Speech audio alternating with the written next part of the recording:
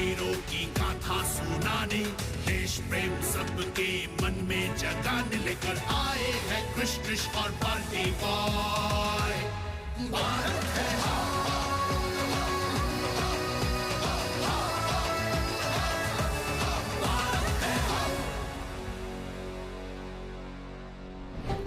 शहर गांव लूटी फूकी देहात फिरंगिया, सुनी सुनी कुंवर के हृदय में लगाल। ಇದೇನ್ ನೀನು ಭೋಜ್ಪುರಿ ಹಾಡ್ನ ಹಾಡ್ತಿದ್ಯಲ್ಲ ಬಲ್ಟಿ ಬಾಬು? ಇದು ಫೋಕ್ ಸಾಂಗ್ ಕ್ರಿಶ್. ಬಿಹಾರಲ್ಲಿ ಬಾಬು ವೀರ್ ಕುಂವರ್ ಸಿಂಗ್ಗೆ ಹಾಡಾಡ್ತಾರೆ. अब छोड़ रे फिरंगिया हमार देसवा, लूट पूट कहली तो हाल। अब छोड़ रे फिरंगिया हमार देसवा। ಬ್ರಿಟಿಷರು ಹೋದ್ರು, ಅವ್ರನ್ನ ಮತ್ತೆ ಕರ್ಸ್ಬೇಡ. ಬಾಬು ವೀರ್ ಕುಂವರ್ ಸಿಂಗ್ ಅವ್ರ ಕಥೆನ ಬೇಗ ಹೇಳು. ಓಕೆ ಡಿಯರ್ ಸಂಸ್ಕೃತಿ, ಸ್ಟೋರಿ ಮೋಡ್ ಆನ್.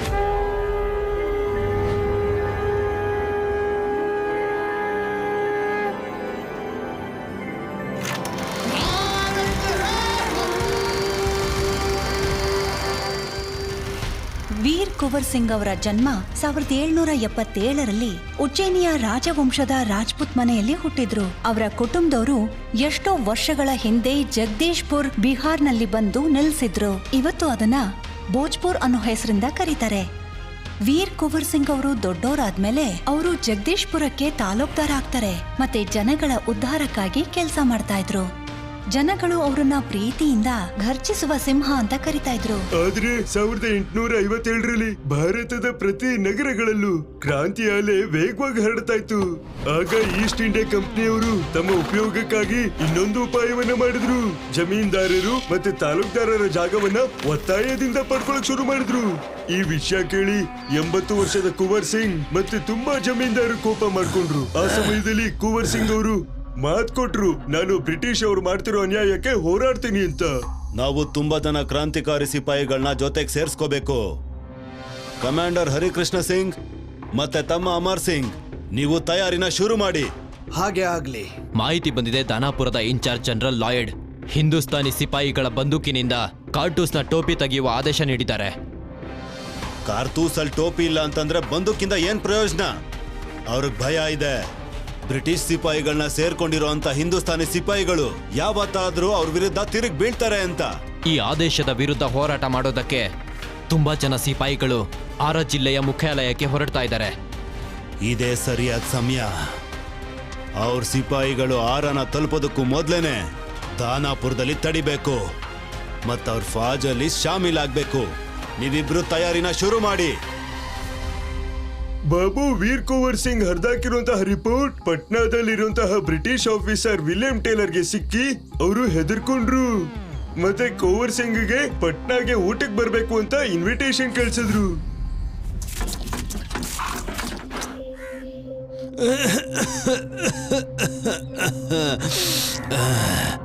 ವಿಲಿಯಂ ಸಾಹೇಬ್ರಿಗೆ ತುಂಬಾನೇ ಧನ್ಯವಾದಗಳು.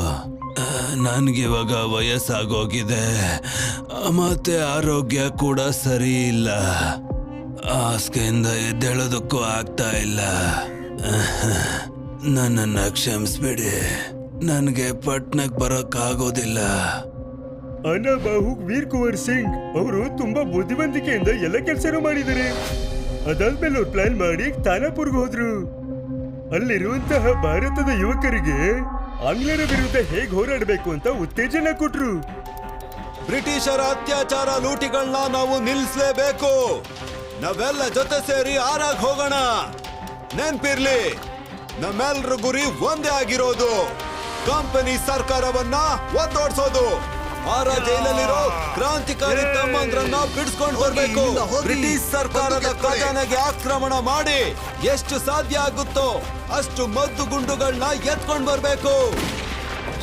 ಮತ್ ನಾವು ಕೊನೆವರೆಗೂ ಈ ಹೋರಾಟನ ಮುಂದುವರ್ಸೋಣ. ಬಾಬು ವೀರ್ ಕುಂವರ್ ಸಿಂಗ್ ಇಂಡೋ ಸೈನ್ಯಕ್ಕೆ ಸೇರೋಕ್ಕೂ ಮುಂಚೆ ಆರ ಜೈಲ್ ಮೇಲೆ ಅಟ್ಯಾಕ್ ಮಾಡಿದ್ರು. ಮತ್ತೆ ಅಲ್ಲಿರುವಂತಹ ಕೈದಿಗಳನ್ನ ಎಲ್ಲರನ್ನು ಬಿಡುಗಡೆ ಮಾಡಿದ್ರು.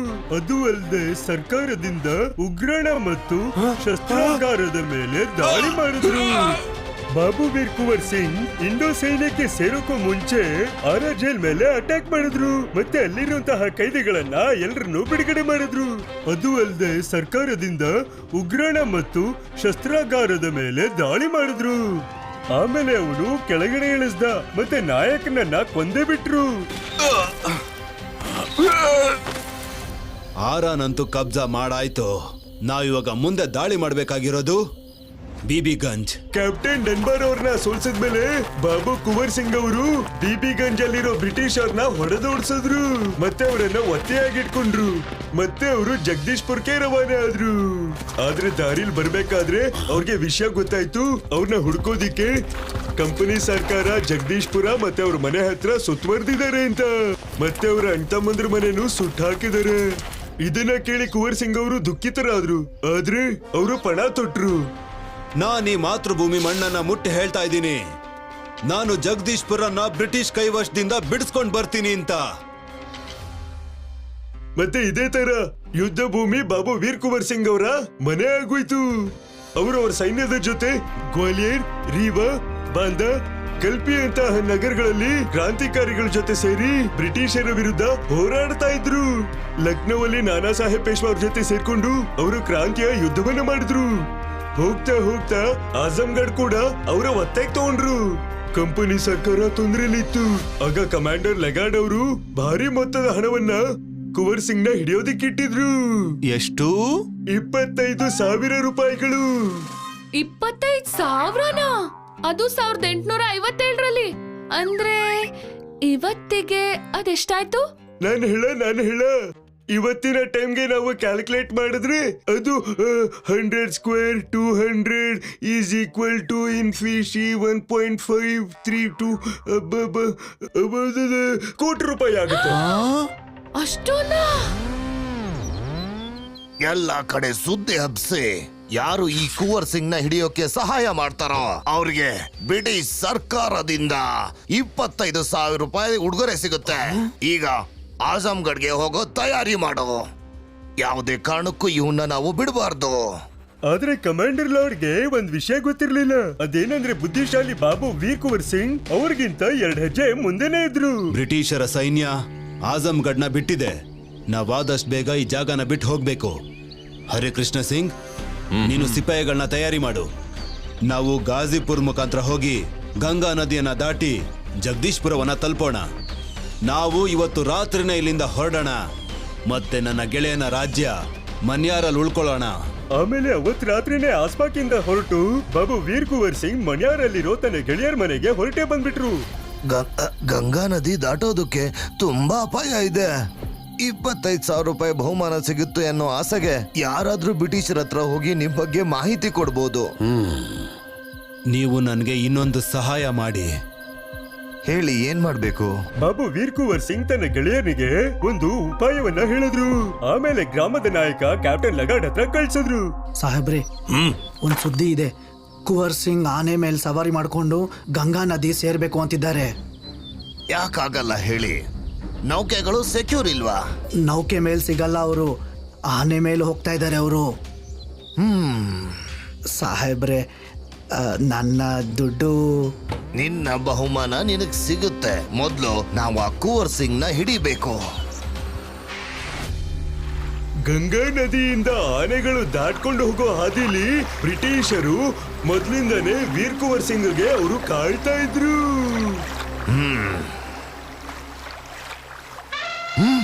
ಸೋಲ್ಜರ್ಸ್, ರೆಡಿ ಆಗಿ ನೀವು. ಆದ್ರೆ ಆನೆಯ ಬಳಿ ಬಂದಾಗ ಯಾರೂ ಇರ್ಲಿಲ್ಲ. ಕುವರ್ ಸಿಂಗ್ ನಮ್ಗೆ ಮೋಸ ಮಾಡ್ದ. ಅವನು ದೋಣಿಲಿ ಹೋಗ್ತಾ ಇದ್ದಾನೆ.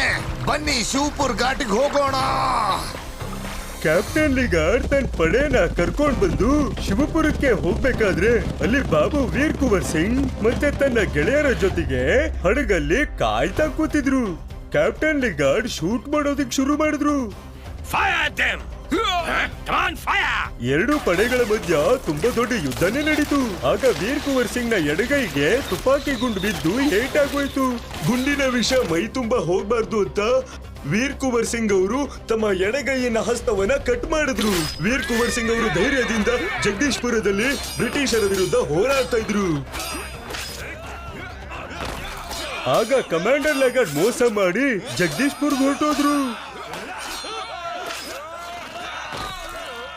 ಅವರು ಮಾತು ಕೊಟ್ಟ ಹಾಗೇನೆ ಜಗದೀಶ್ಪುರದಲ್ಲಿ ಕಂಪನಿ ಸರ್ಕಾರದ ಬಾವುಟವನ್ನ ಕೆಳಗಿಳಿಸಿದ್ರು.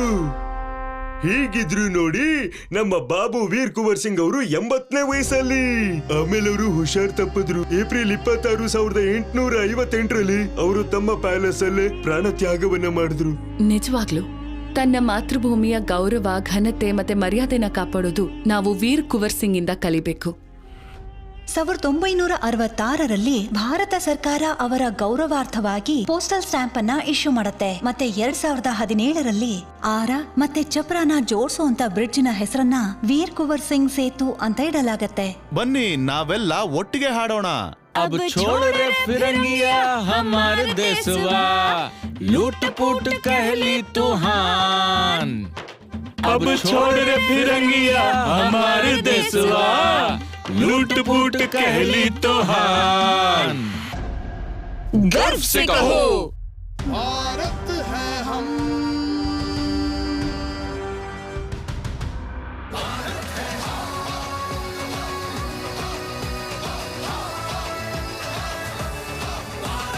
ಸ್ನೇಹಿತರೆ, ನಿಮಗೆ ಈ ಕತೆ ಕೇಳೋದಕ್ಕೆ ಇಷ್ಟು ಮಜವಾಗಿದೆ ಅಂದ್ರೆ ಯೋಚಿಸಿ, ನೋಡೋದಕ್ಕೆ ಎಷ್ಟು ಮಜವಾಗಿರುತ್ತಲ್ವಾ? ನೋಡಿ, ಕ್ರಿಶ್ ತ್ರಿಶ್ ಬಾಲ್ಟಿ ಬಾಯ್ ಭಾರತ್ ಹೈ ಹಮ್ ಪ್ರತಿ ರವಿವಾರ ಬೆಳಿಗ್ಗೆ 11 ಗಂಟೆಗೆ ದೂರದರ್ಶನದಲ್ಲಿ. ಮತ್ತು ನಮ್ಮ ಸ್ಟ್ರೀಮಿಂಗ್ ಪಾರ್ಟ್ನರ್ ಆಗಿದ್ದಾರೆ ಅಮೆಜಾನ್ ಪ್ರೈಮ್ ವಿಡಿಯೋ ಮತ್ತು ನೆಟ್ಫ್ಲಿಕ್ಸ್. Stay tuned.